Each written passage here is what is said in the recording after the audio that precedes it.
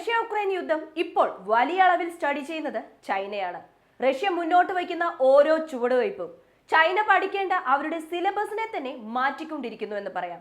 പാശ്ചാത്യ രാജ്യങ്ങൾ റഷ്യക്കെതിരെ ഏർപ്പെടുത്തുന്ന സാമ്പത്തിക ഉപരോധമായിക്കോട്ടെ, പാശ്ചാത്യ രാജ്യങ്ങൾ റഷ്യക്കെതിരെ എടുക്കുന്ന തീരുമാനങ്ങളായിക്കോട്ടെ, റഷ്യ പാശ്ചാത്യ രാജ്യങ്ങൾക്കെതിരെ ചെയ്യുന്ന വിപ്ലവമായിക്കോട്ടെ, റഷ്യയുടെ ഈ യുദ്ധത്തിലെ മുന്നോട്ടുള്ള ചുവടുവയ്പായിക്കോട്ടെ, ഇതെല്ലാം ചൈന കണ്ടുപഠിച്ചുകൊണ്ടിരിക്കുകയാണ്. ചൈന ഇതെല്ലാം കണ്ടുപിടിക്കുമ്പോൾ റഷ്യ ചൈനയ്ക്ക് പറഞ്ഞു കൊടുക്കുന്ന മന്ത്രം എന്താണെന്ന് അറിയാമോ? ഈ സാമ്പത്തിക ഉപരോധം കാരണം നമുക്ക് യാതൊരു പ്രശ്നവുമില്ല, ധൈര്യമായി മുന്നോട്ട് പോകണം. ഇങ്ങനെ ഒരു പവർഫുൾ മെസ്സേജ് റഷ്യ ചൈനയ്ക്ക് പാസ് ചെയ്തിരിക്കുന്നു. ഇത് ചൈനയെ സംബന്ധിച്ച് ഒരു ബൂസ്റ്റ് ലഭിച്ച പോലെയാണ്.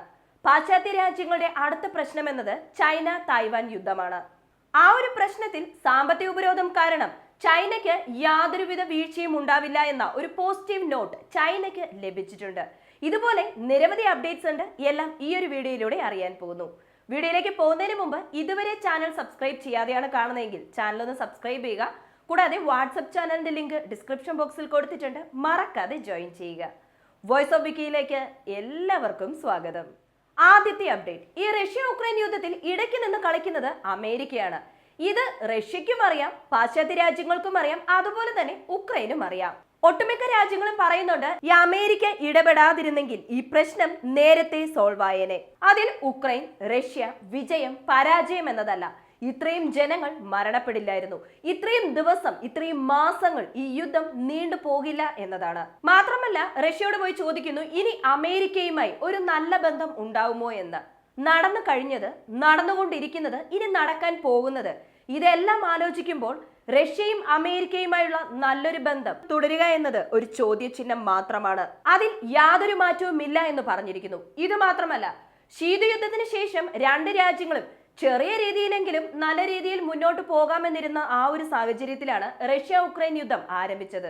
അതിനുശേഷം ഇവരുടെ ബന്ധം വീണ്ടും ഇനി നന്നായി തുടരില്ല എന്ന സാഹചര്യത്തിൽ വന്നു നിൽക്കുകയാണ്. രണ്ടാം ലോക മഹായുദ്ധത്തിന് ശേഷം രണ്ട് രാജ്യങ്ങളും ഒരുമിച്ച് സൈൻ ചെയ്ത എഗ്രിമെന്റ്സ് എല്ലാം വലിച്ചു കീറി എന്ന് തന്നെ പറയാം. ഇപ്പോൾ പുടിൻ ഉള്ളത് വരെ ഓക്കെ, അദ്ദേഹത്തെയും ഓവർകം ചെയ്യാൻ ഒരു പുതിയ പ്രസിഡന്റ് വരണം. കറക്റ്റ് അല്ലേ? അപ്പോൾ അത്രത്തോളം വിശ്വാസം, ജനങ്ങളുടെ വിശ്വാസം നേടിയെടുക്കണമെന്നുണ്ടെങ്കിൽ അമേരിക്കയെ അത്രത്തോളം തീവ്രമായി എതിർക്കാനുള്ള സാഹചര്യത്തിലേക്ക് തള്ളിവിടപ്പെടും. ആ പുതിയ പ്രസിഡന്റ് എടുക്കുന്ന തീരുമാനങ്ങളെ അമേരിക്കയും അതിജീവിക്കണം, അതുപോലെ തന്നെ അമേരിക്കൻ അനുകൂല രാജ്യങ്ങളും അതിജീവിക്കണം. ഇപ്പോൾ ഒരാള് ഒരു ബെഞ്ച് മാർക്ക് സെറ്റ് ചെയ്തു എന്ന് വിചാരിക്കുക.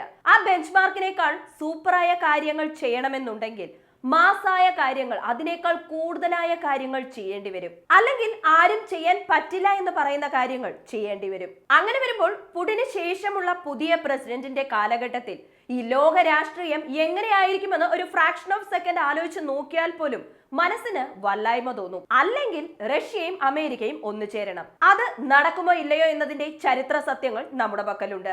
ഈ റഷ്യ ഉക്രൈൻ യുദ്ധം, റഷ്യൻ പ്രസിഡന്റിനായുള്ള തെരഞ്ഞെടുപ്പ്, അതിനുശേഷമുള്ള റഷ്യ ഉക്രൈൻ യുദ്ധത്തെ റഷ്യ എങ്ങനെ നേരിടാൻ പോകുന്നു, റഷ്യൻ ട്രൂപ്സിനെ ഫ്രണ്ട് ലൈനിലേക്ക് വീണ്ടും കൊണ്ടുപോകുമോ എന്ന ചോദ്യം പുടിനോട് ചോദിക്കുന്നു.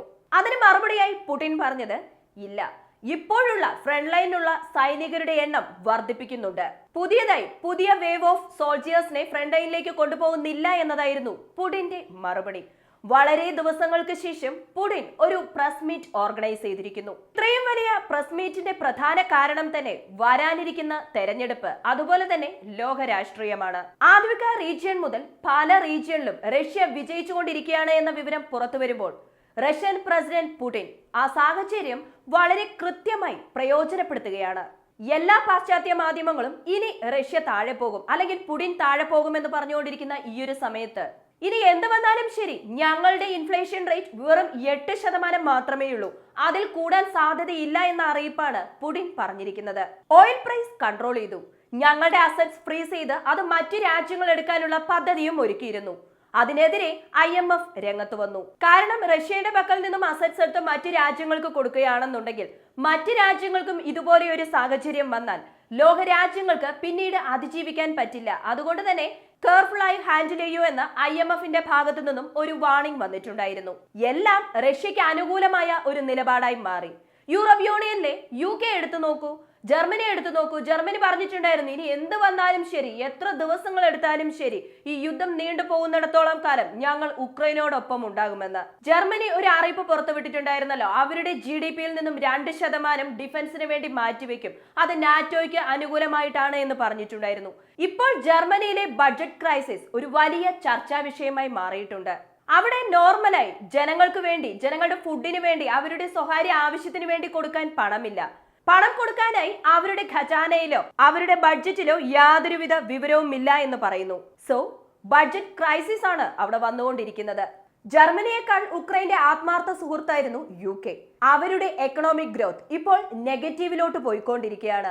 അവിടെയുള്ള ജൂനിയർ ഡോക്ടേഴ്സ് സമരം ചെയ്യുന്നു, അതുപോലെ തന്നെ റെയിൽവേ വർക്കേഴ്സും അവിടെ സമരം ചെയ്യുന്നുണ്ട്.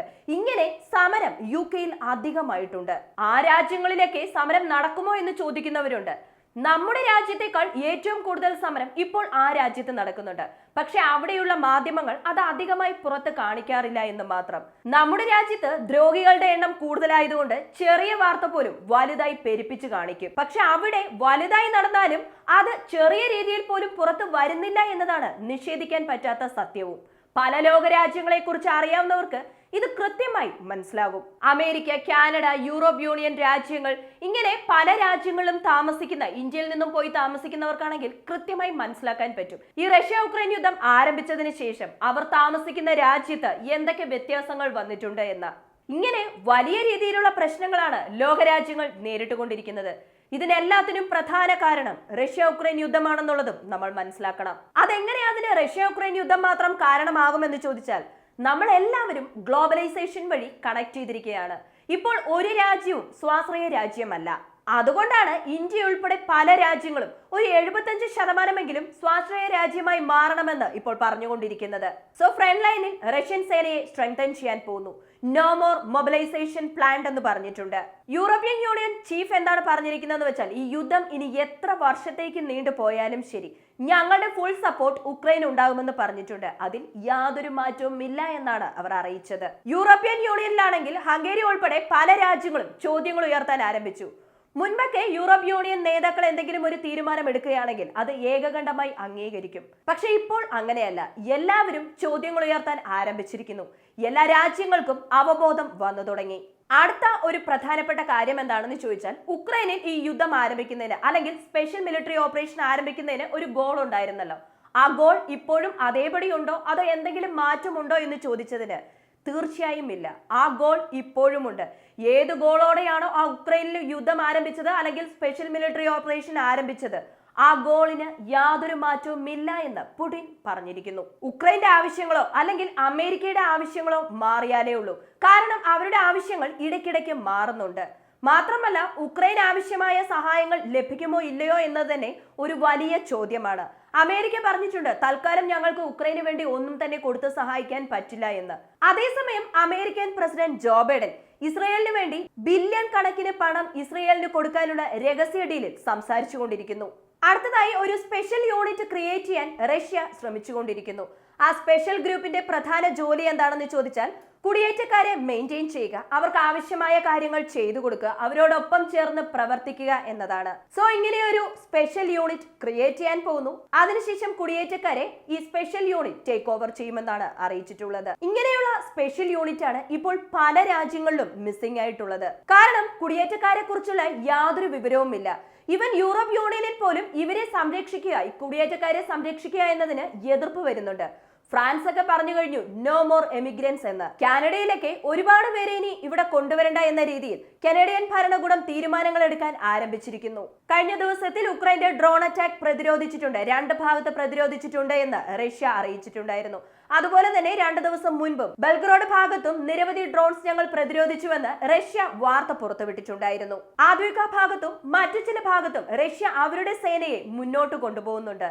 മാത്രമല്ല, റഷ്യൻ പ്രസിഡന്റ് പുടിന്റെയും അതുപോലെ ചൈനീസ് പ്രസിഡന്റായ ക്സിയുടെയും പൊളിറ്റിക്കൽ ഇമേജ് ഇപ്പോൾ ലാർജ് ആയിട്ടുണ്ട് എന്ന വിവരവും, അതുപോലെ തന്നെ അമേരിക്കയുടെയും ഉക്രൈന്റെയും പൊളിറ്റിക്കൽ ഇമേജ് ഇപ്പോൾ കുറച്ചായി താഴോട്ട് പോകുന്നുണ്ട് എന്ന വിവരവും പുറത്തു വന്നിട്ടുണ്ട്. ഇതാണ് ഇപ്പോൾ വരെ വന്ന അപ്ഡേറ്റ്. ഇനിയും അപ്ഡേറ്റുകൾ നിരവധിയുണ്ട്. ഇതെല്ലാം അറിയാൻ നിങ്ങൾ ചെയ്യേണ്ടത് വോയിസ് ഓഫ് വിക്കി എന്ന നമ്മുടെ ചാനൽ സബ്സ്ക്രൈബ് ചെയ്യുക. വീഡിയോ ഇഷ്ടമാവുകയാണെങ്കിൽ ലൈക്ക് ചെയ്യുക, കമന്റ് ചെയ്യുക. ഈ ഒരു അപ്ഡേറ്റിനെ കുറിച്ചുള്ള നിങ്ങളുടെ അഭിപ്രായങ്ങൾ മറക്കാതെ കമന്റായി ചേർക്കുക. വീണ്ടും അടുത്ത വീഡിയോയിൽ കാണാം. നന്ദി, നമസ്കാരം.